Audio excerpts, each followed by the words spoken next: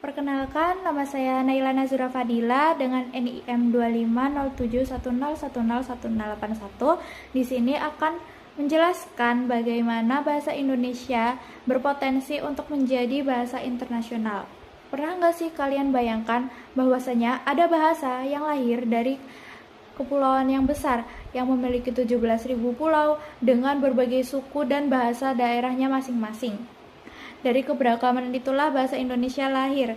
Nah, bahasa Indonesia hadir sebagai bahasa pemersatu kita untuk berkomunikasi dengan teman, keluarga, bahkan dengan teman yang berbeda ras dengan kita. Nah, bahasa Indonesia sendiri sedikit demi sedikit sedang menapaki jalan untuk menjadi bahasa internasional.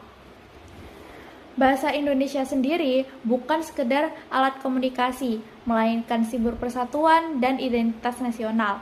Pada tahun 1928, pemuda dari berbagai daerah dan berbagai latar belakang yang berbeda sepakat untuk menjadikan bahasa Indonesia menjadi bahasa persatuan. Keputusan monumental ini disebabkan karena mereka memilih bahasa yang sederhana, inklusif, dan serta mampu menampung keragaman budaya Nusantara.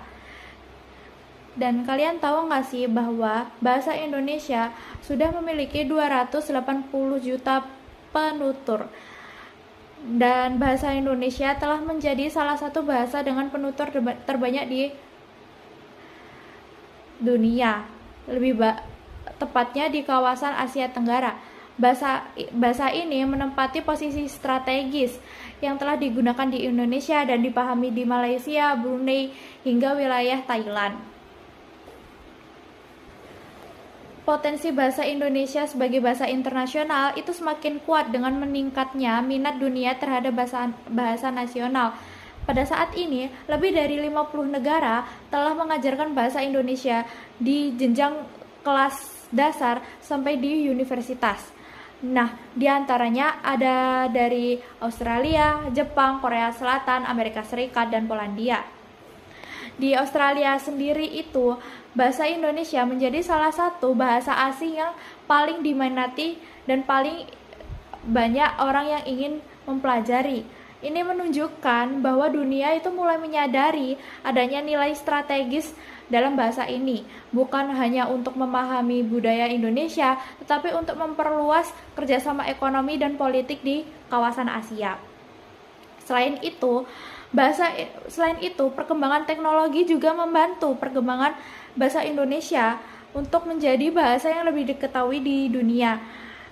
Seperti banyaknya sekarang film, musisi, dan konten kreator yang mengajarkan bahasa Indonesia serta membuat karya yang go internasional menggunakan bahasa Indonesia, serta banyak orang yang mulai mendengarkan musik-musik dengan berbahasa Indonesia.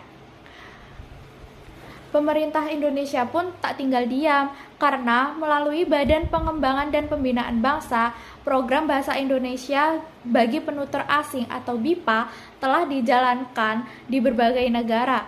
Program ini bukan hanya untuk memperkenalkan bahasa Indonesia, tetapi juga budaya, seniman, dan nilai-nilai yang ada di dalam negara Indonesia. Selain itu, diplomasi bahasa juga menjadi bagian penting dari politik luar negeri dan salah satu politik luar negeri yang diharapkan dapat memiliki status resmi di organisasi internasional seperti ASEAN.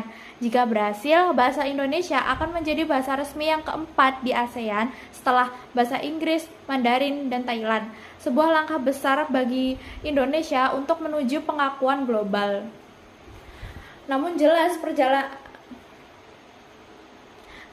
perjalanan ini tidak mudah. Banyak tantangan terbesar adalah meningkatkan daya tarik bahasa Indonesia di mata dunia.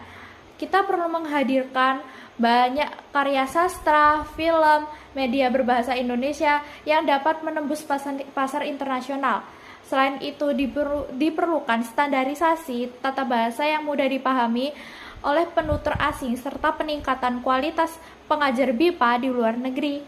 Meski begitu, peluangnya itu sangat besar bagi bahasa Indonesia untuk menjadi bahasa yang dituturkan oleh penutur asing.